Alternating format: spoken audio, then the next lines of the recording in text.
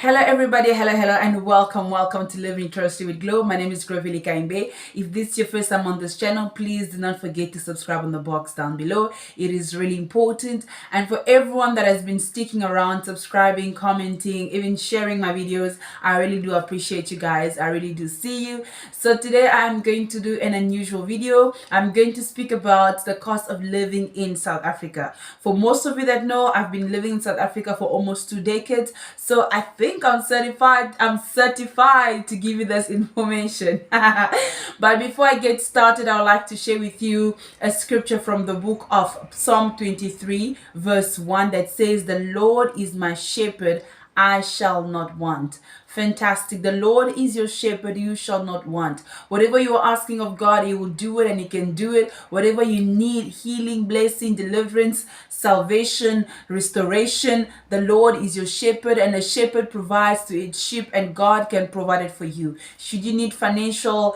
blessing, God is there and He is going to provide for you. Trust in His sufficiency, trust in His providence, trust in His guidance, trust in His ability to give you everything that you need. So as to get started on this video, I would like to state out that the cost of living in South Africa it has gone high, especially after the pandemic. And I do believe that everybody else is feeling the pinch. Everyone, everywhere that you are feeling like, oh my goodness, this is overwhelming. This is too much. I don't know what to do. I don't know where to go. I don't know. But hey, stay tuned, because you are going to be surprised, because Cape Town is the most expensive town in South Africa. So if you are ever dreaming and planning of living in Cape Town and enjoying the seven wonders of the world, enjoying the Table Mountain, enjoying the seas, enjoying the ocean, going to the beach and all of that, this is what you need to look out for. First of all, I want to tackle the issue of jobs. There are not many jobs as there used to be. So should you feel tired with your job, with your workplace, and say, I want to leave, I want to go, things have become quite hard. I would say since 2017-18, it has become a bit slow for people to get jobs, and even after the pandemic, it has become quite difficult. Hence, the cost of living in this country or in the city has made it difficult for so many people. So people are opting out. People are willing to relocate to other cities that maybe could be paying more, and could be paying more, and then they'll be spending less on livelihood. And with that being said, the average job in Cape Town, let's say if you are working in customer service, or if you are working in if you're working in customer service, or if you are working in office environments, one thing that I've noticed is that many companies, especially after the pandemic, many companies have opted to cut down costs. I'm not sure how much, for example, some companies are willing to start basic salaries would be probably from 6,500 rand up to 8,000 rand. And in that 6,000 to 8,000 rand, it all depends on your experience. And then from there, depending on your experience, then there are other benefits that could come with sometimes you get those companies that have medical aid, and then you get those companies that companies have medical aid, and then some of them offer incentives. So you might end up going home with 10,000 rand or plus. And in some companies where you need to work really hard, and do overtime in order for you to make that 10,000 rand even at the end of the day. So it has become quite challenging, and it's something that I've noticed that many people here in Cape Town, or I don't know if it's all over in other provinces as well, customer service has become the job that pays. And even the one that I've done, the amount that the basic salary that I've mentioned now, I am just talking about in general, like those startup companies. If you find yourself working in startup South African customer service environments, that's more or less how much they're going to pay you. But should you speak a different language, so for example, you speak French, or you speak German, you speak you speak international languages, you might get paid double the amount of what someone that works, yeah, you get paid double the amount. Let me rather say someone that works in English and works for South African markets, that is basically what you're going to be getting. So it is really it is really something to that is sometimes hard to swallow. But if you choose to live in this country, these are the things that you have to come across with. So for those people that, for example, for people that are into housekeeping, they also have a specific amount of money that they get paid, that will just help them to just make it just slightly there. So not to get carried away, I just want to get into the cost of living, because I think I've been blabbing for about 5 minutes on the intro. But the cost of living, I would say that if you are, for example, I'm going to speak my own perspective as a foreigner, because I believe that, I've reckoned that it is a bit different for South Africans, because in their it is a bit different, because most of them that are in Cape Town have family in other provinces. So Cape Town is mostly considered as a place of work. People will come here, work and earn money, and then go back. Of course, there are some of them that actually reside in Cape Town. A lot of them reside in Cape Town permanently, but most of them actually go and actually go back home. So they have a dwelling place, and when they come to Cape Town, they will just be renting something temporarily. But when it comes to foreigner, to someone that is not an indigenous, someone that is not from South Africa, and Cape Town is your home, and for anyone that is interested in making Cape Town their home, this is what you need to take note of.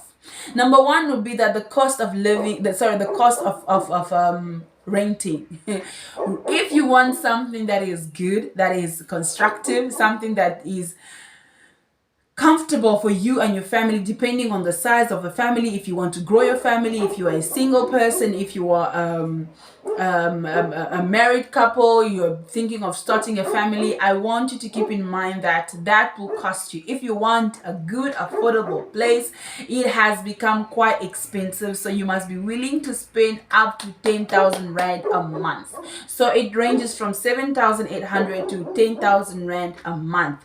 That's the minimum if you want to have a nice place in a nice area. And and this is mostly for an apartment, because for a normal house, it could go up to 16K or even more, even 20,000 and something. So it all depends on the neighborhood you want to live in, how comfortable you want to be around your neighbors, and what and the space that you are looking into getting. So secondly, if you want to talk about bills, oh my goodness, do you have to keep in mind that when you are renting a house in South Africa, some houses request that you pay electricity. Oh, okay, electricity is a must. So in some areas you pay a lot of money on electricity. Some people go up to 1,000 rand on electricity, like I said, depending on the area that you live in. Some people pay quite a lot. I remember I used to pay about 800 rand maximum on electricity, especially in winter. We used to get up to 800 rand, whereas we were only a family of 3, my husband and daughter at the time. So that is how much it used to be before, and it was because of the area we lived in. So the cost of living was expensive in that area as well.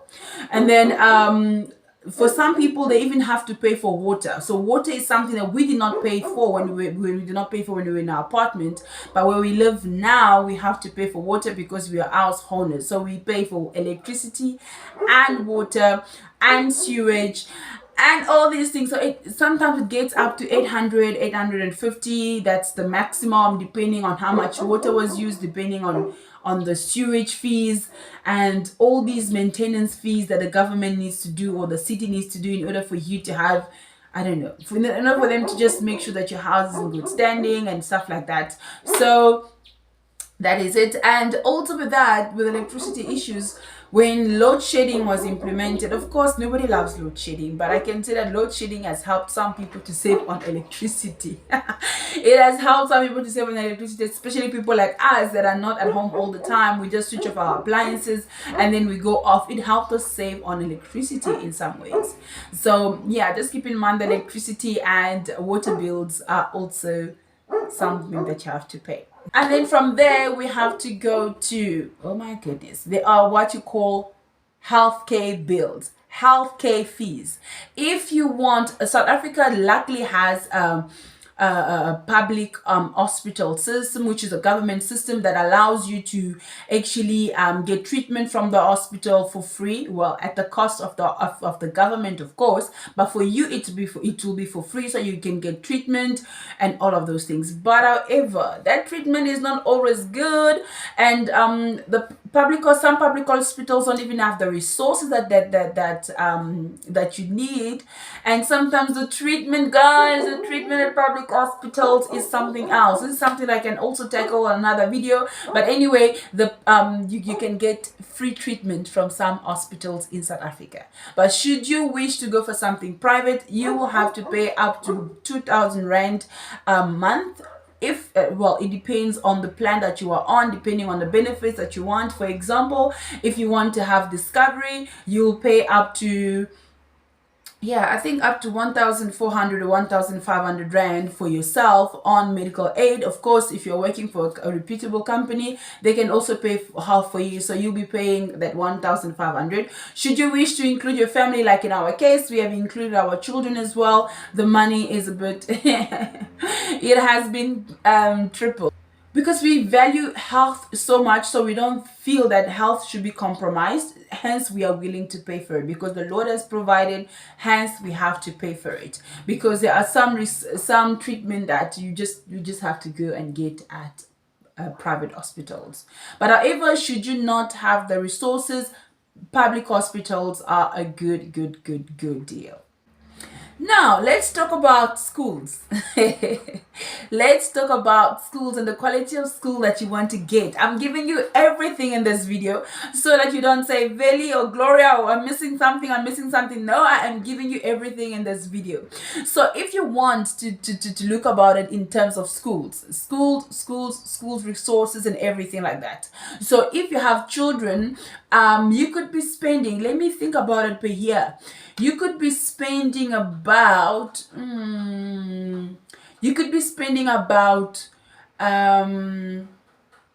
you have a child, for example, that is in childcare, you could be spending about 15,000 rand to 20,000 rand a year on childcare alone.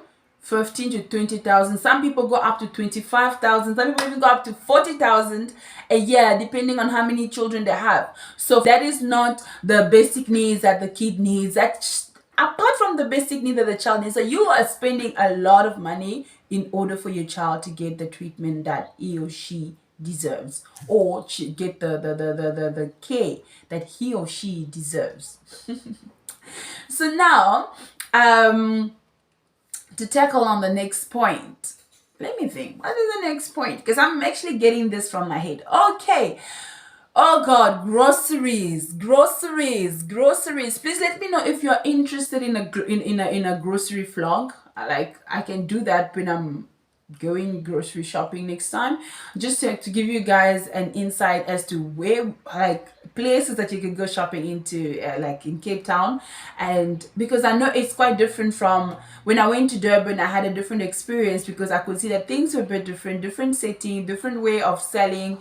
Even ochres sold differently. But in Cape Town, I feel like everything is so westernized. You have to have a certain place. And even if you go to a place where well, you just have to go to designated areas where you'll be able to find, you'll be able to find the things that you need on a certain spot. Even African food stores, they are in certain you have to buy a whole venue in order, you have to rent a whole place in order for you to get to sell your stuff in there. So grocery shopping, you could be, depending on the size of your family, it is high, guys. Let's say 2,000 to 4,000 rand a month if you want to have everything. But should you be on a budget, it has to be less than that. And I can see that South Africans have become quite smart on that.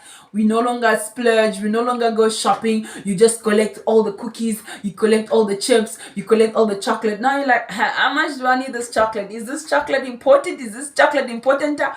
You see, you plan your life around, because that is the only way you're going to make it. Else you'll be living from paycheck to paycheck, which is not what we want. So yeah, you want to make sure that you have everything that you need in that amount of money, and you prioritize your needs over your wants. So let me say 2,000 to 4,000 rand for a normal family, but I also know that if it's in a house where people are not working, and maybe you have an elderly person, it is not easy, because that could just be difficult, and that you could basically be surviving on potatoes and bread on a daily, and that is why you could say at some, like, if you have to offer someone in South Africa food, it's a big deal. It's a big deal to offer someone in South Africa food, because that is something that, even though there is food everywhere, the cost of living has become quite expensive, that people don't always feel the need anymore to provide or to serve food the way they used to in the past. Things have become hard, guys. It's become expensive. And lastly, if you want to spend money on leisure, like I said again, it all depends on your income. But the average household income in South Africa, like I said again in the beginning, it differs from household to household based on based on the work that you are doing. Some houses and 3,000 rand. So imagine all the things that I've said, and all the things that I've mentioned. Imagine if you don't have if you don't have a job. And some families it's 20,000 rand. So imagine you will find yourself living in places where you don't want to live, because you can't afford to go live somewhere expensive. Or like for foreigners, sometimes we live beyond our means. Sometimes you earn 20,000 rand as a family, but you are renting a house that is already 80,000, sorry, a house already 8,000 rand. So that is 12,000 rand minus. By the time you pay this, by the time you pay that, by the time you attend to kids' needs, by the time you want to pay for groceries, you want to pay the electricity bills, or like I said, some apartments pay for water, it becomes overwhelming. Hence, it is hard. It is hard for you to actually have money running through your fingers. So that is all I wanted to share with you guys today. Please let me know what you think, and I hope that I made this video interesting enough for you. But nonetheless, thank you so much for watching. Do not forget to subscribe, like, comment, and share. Bye bye.